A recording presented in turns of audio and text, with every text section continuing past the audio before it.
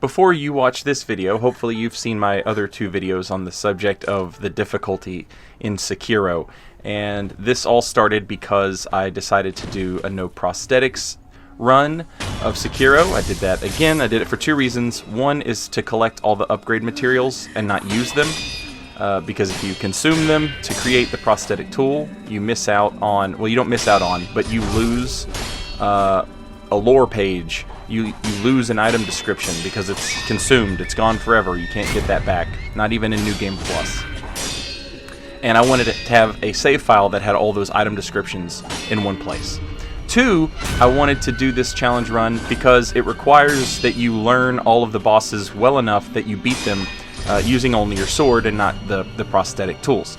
And this is during the release of Sekiro, and everybody's putting out these videos on how to cheese these bosses, and most of them are just like, you know, spam them with firecrackers or use double Ichimonji over and over again.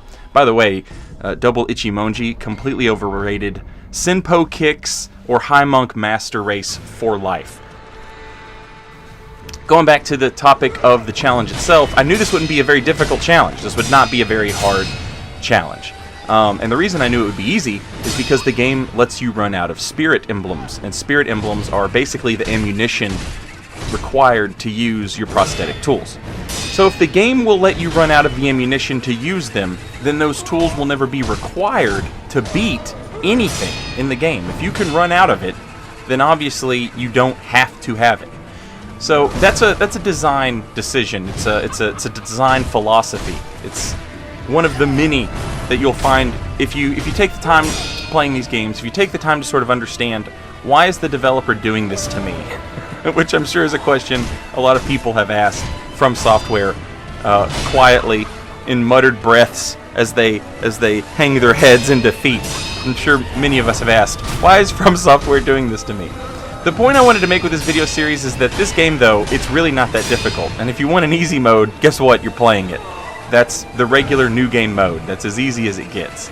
I guess you could argue New Game Plus is maybe easier because you start off with all of your flasks and you start off with all of your skills and your tools and all that stuff.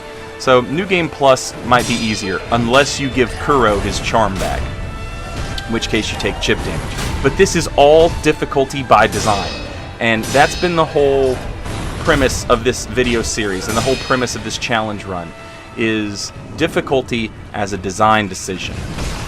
Now, the game's never going to make me use a prosthetic tool to beat a boss, and I know that because they're going to let me run out of ammunition to use the tools. So it can be very simple to beat these bosses without using any of those tools. Even, you know, you can spam the firecrackers. I'm sure you've seen speedrunners and stuff like that use the firecrackers to just cheese the shit out of the monk. But it's not necessary. You don't have to do that. And it doesn't require any sort of like superhuman dexterity in order to control your character here. One of the things that I see a lot of people talk about is that you can just waggle L1.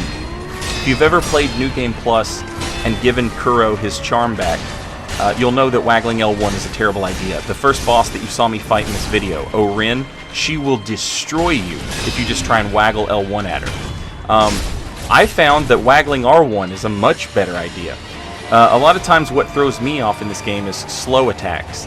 And when I see a slow attack coming, I'll press L1, and then the attack hasn't landed yet. So I'm kind of stuck in this limbo, where, what do I do? Well, you can just mash L1 and hope for the best, but if you're taking chip damage, it doesn't work out so well. So what I started doing instead is mashing R1. I would press L1, and if my parry was too early, then I would press R1, hit the enemy, and then press L1 again. And most of the time, you have that window of opportunity to fix your failed deflection, replace it with an attack, and then get the deflection off in the first place. It's not that this game requires lightning fast inputs or anything. It's not even really that it requires fast thinking. More than anything, it just requires that you get a feel for the game. You've heard a lot of people say that it's a rhythm game, and that's very true. Once you learn these enemy attacks, You learn what rhythm to fight them in, what rhythm to deflect with, what rhythm to attack and deflect in. It becomes a sort of a dance. And dancing is based around music, right? So let's talk about music for a second. Now, if I were in a black metal band and someone said, I really want to like this black metal band, but there's just too much screaming. I can't get into this. It's not accessible because he screams too much. Black metal needs an easy mode. Please stop screaming in black metal. It's not up to you to tell the artist how to make something. It's up to you to tell the artist whether or not you like it or not. Whether you think you can get past the screaming vocals, or whether maybe you like or don't like the screaming vocals. Well, Saint, maybe video games aren't art, and maybe difficulty isn't comparable to screaming in black metal. Well, okay, fine then. Let's say that video games are not art. Then they are a product. And if they are a product, then the creator of the product gets to decide how they allocate their resources, which are time and money. If they don't want to spend time and money going in and making a mode that's easier for their game, then we don't get to tell them to do that, because it's their time, it's their money, and it's their vision, it's their product. So either way, difficulty is one of the instruments that From Software uses in their games. Now, it's easy to get caught up in the idea that they are using difficulty to weed out weak players, or whatever stupid shit you've heard from the Get Good community, which I don't buy into at all. And no one over the age of 16, time out, I'm an American, no one over the age of 21 really believes. No one really feels like a god tier gamer because they beat this game. Because we understand that it doesn't take any like superb skill level or you know, godly dexterity to manipulate the controller to pull this off. It really is just about understanding the game mechanics on a level that allows most of us, I think, to appreciate what was intended in the design. And that's why these From Software games are so beloved, is because we have to really get to know them, and the game really feels like it's testing us. So it really does feel like a conversation or a dance between From Software and their design philosophy and the player. Can you learn the steps? That's what From Software asks. Now, part of this design philosophy is inherent from the moment you play the game. From the very first boss that most of the players will encounter is Grandma Butterfly. And this is a core mechanic, or not really a mechanic, but it's a core design philosophy that goes all the way back to the early Souls games. And it's, if you can beat our first boss, then you can beat our whole game.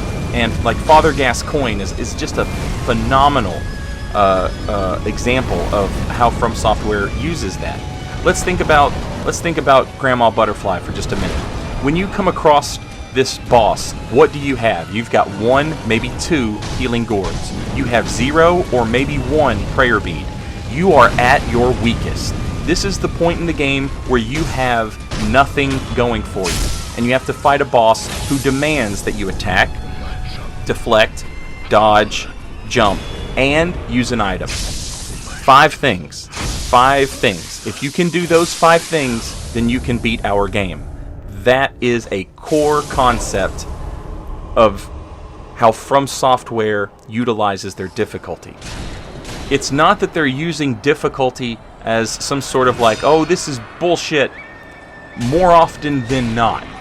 Don't get me wrong, there are definitely occasions where From Software knows what they're doing and they throw in a really difficult segment or something just to sort of get a laugh.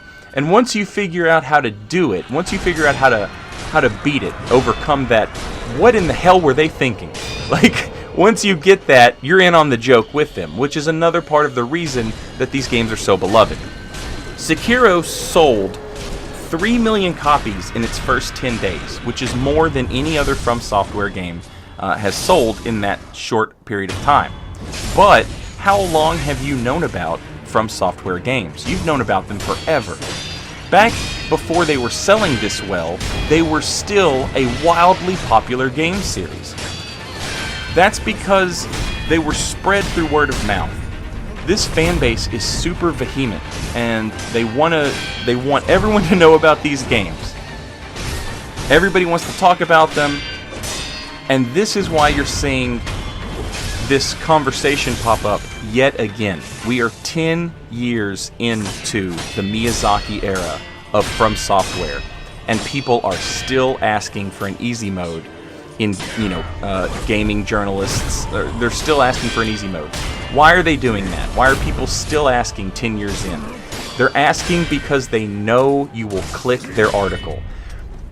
They want to sell that ad space, and they know that From Software fans are rabid, and they know that they're passionate.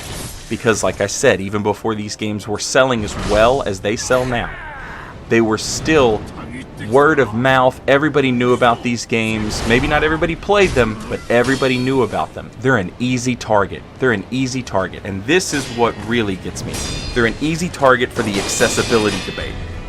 A lot of people are like, well, the get good culture doesn't want disabled people to be able to play their game. Why would it affect you? It wouldn't at all. And this irks me a little bit. Sekiro is From Software's most accessible game to date. They've included the ability for you to remap the buttons on your controller to wherever you see fit. So if there are people who have nerve damage and maybe like one side of their body doesn't work as well as the other, or if you've got really bad arthritis in one hand or something. I'm not saying this fixes everything, but it's a step forward. It's a huge step forward in the accessibility of From Software's games. But is anyone writing articles on that? No, of course they're not, because it doesn't fit the narrative.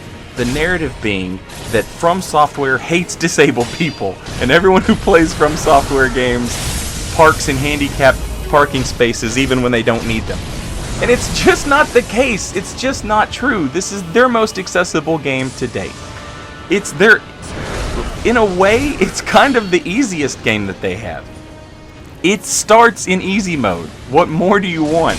If you want hard mode, go ring that demon bell, and your enemies get tougher. You get better loot. If you want hard mode, give Kuro his charm back. And now, every deflection you do has to be perfect. If it's not, you're going to take damage. If you block, you're going to take damage. That makes the game harder. Don't use your battle memories and have really low attack rating. That is going to make the game harder. Don't use your prayer beads and keep your vitality and your posture really low. That's going to make the game harder.